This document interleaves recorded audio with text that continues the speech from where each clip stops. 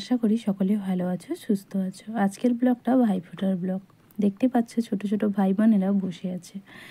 ওদের আর প্রথমে ভাইফোঁটা হবে, তারপরে কিন্তু বড় ভাই বোনের ভাইফোঁটা হবে, মানে আমার আর আমার দাদার ভাইফোঁটা হবে। ওই যে আমার ভাইপো বসে আছে আর আমার মেয়ে। তাই আশা করছি আজকের ব্লগটা তোমাদের ভালো লাগবে, তাই প্রথম থেকে শেষ পর্যন্ত দেখতে থাকো। চলো শুরু করেছি আজকের ভিডিও। আমি প্রণমিতা, আমার জীবনস্মৃতি চ্যানেলে সকলকে স্বাগত জানাই। আমি প্রথমে ওদের ভাইফোঁটাটা শুরু করে দিলাম।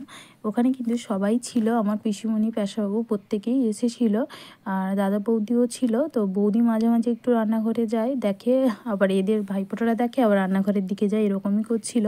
তো ওদের ভাইফোঁটাতে আমি কিন্তু থালার মধ্যে, যেহেতু ছোটদের ভাইফোঁটা মানে থালাতে চিপস চকলেট তো থাকবেই, তার বাদে ফল এবং তার সাথে চাউমিন হয়েছিল সকালের, মানে ভেজ চাউমিন।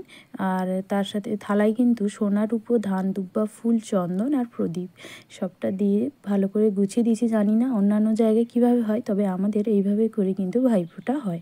তো প্রথমে থালাটা সমেত কিন্তু দাদার সামনে 3বার ঘোরানো হয়, দাদা বা ভাই। তারপরে কিন্তু এই যে আমার পিসিমণি বসছে, তারপরে চন্দনের ফোঁটা দেওয়া হয়। তো আমি ওকে বলে দিচ্ছিলাম যে ওইভাবে করে কিন্তু 3বার থালাটা ঘোরানোর জন্য।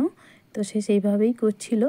আর আমার মেয়ের থেকে কিন্তু আমার ভাইপো 1 মাসের বড়, তাই 1 মাসের বড় হোক আর 1 দিনের বড় হোক, দাদা তো, তাই জন্য দাদাকে আমি বা আমার মেয়েকেও সেইভাবে বলি, যেহেতু দাদা তাই মাথায় ফুল দিতে না, আর ভাই হলে তখন মাথায় ফুল দিতে হয়। তো সেরকমই সে করছিল, এই যে চন্দনের ফোঁটা পরিয়ে দিচ্ছিল, আর আমার পিসিমণি তাকে বলে বলে দিচ্ছিল।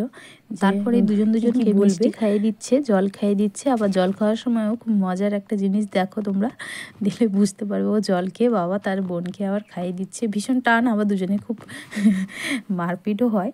আর যেহেতু ছোট, তাই জন্য দুজনকেই কিন্তু ওই থালার মধ্যে সব সাজিয়ে দুজনকে ওটাতে গিফট করছে। ওর পরে কিন্তু ওগুলো সব কেটে খাওয়াও হয়ে গেছে, ওদের হাতে পয়সা দিইনি।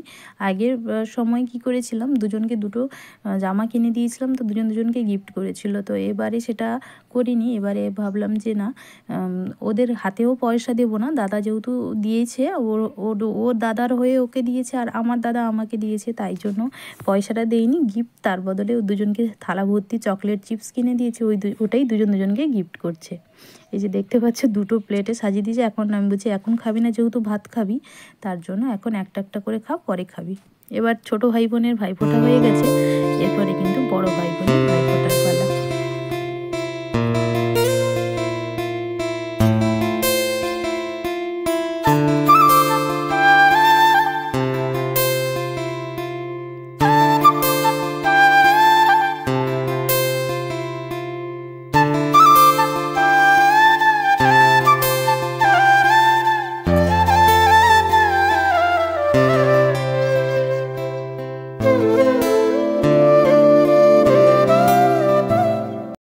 এপাশে আবার রান্নাঘরের দিকে এলাম, দেখছি বৌদির রান্না প্রায় শেষ, মানে আর অল্প কিছু বাকি রয়েছে, তারপরে কিন্তু খাওয়া দাওয়া।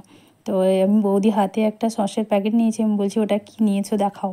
তারপরে কিন্তু চলে এসেছি খাওয়ার টেবিলে। আমি কিন্তু নিচে বসে খাচ্ছিলাম, আর খাওয়া প্রায় অর্ধেকের পরেই মনে পড়েছে ভিডিও করার কথা।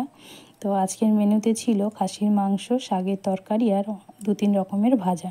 আসলে আমাদের বাবার বাড়িতে, অনেকের বাড়িতেই শুনেছি যে মাংস হলে অন্যান্য কিছু কেউ খেতে চায় না, কিন্তু আমার বাবার বাড়িতে মাংস হলে তার সাথে কিন্তু 2-3 রকমের আইটেম থাকে, কারণ আমার বাবা মা অতটা মাংস খেতে পছন্দ করে না, অল্প একটু খেলেও সবজি তরকারিটা সাথে থাকে, ওরা সবজি তরকারিটাই বেশি খেতে ভালোবাসে, তার জন্য কিন্তু থাকে। তো এইভাবে করে কিন্তু খাওয়া দাওয়া পর্ব শেষ হলো। তারপরে সন্ধ্যাবেলা চলে এসেছি বাজি ফাটানোর জন্য।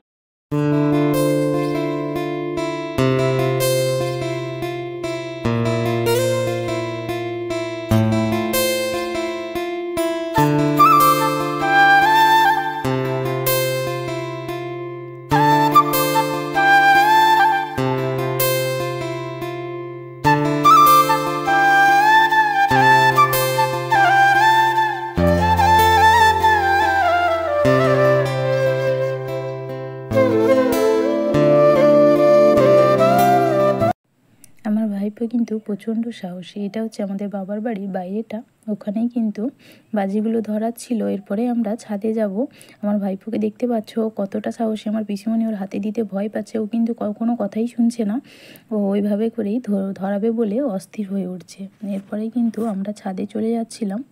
ছাদে গিয়ে ওখানে একটু ফানুস ওড়াবো, যেহেতু আমি বাড়ি থেকে একটা ফানুস নিয়ে এসেছিলাম আর দাদা কয়েকটা এনে রেখেছিল।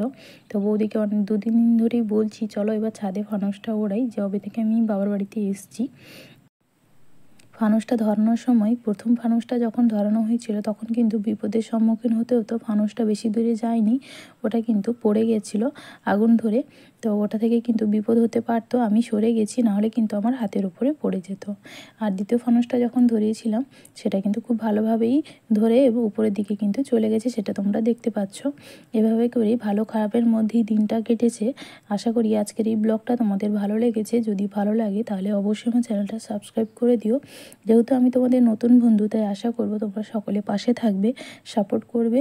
দেখা হবে আর একটা নতুন ভিডিওতে। ততক্ষণ সকলে ভালো থেকে সুস্থ থেকো। আজকের মতন টাটা।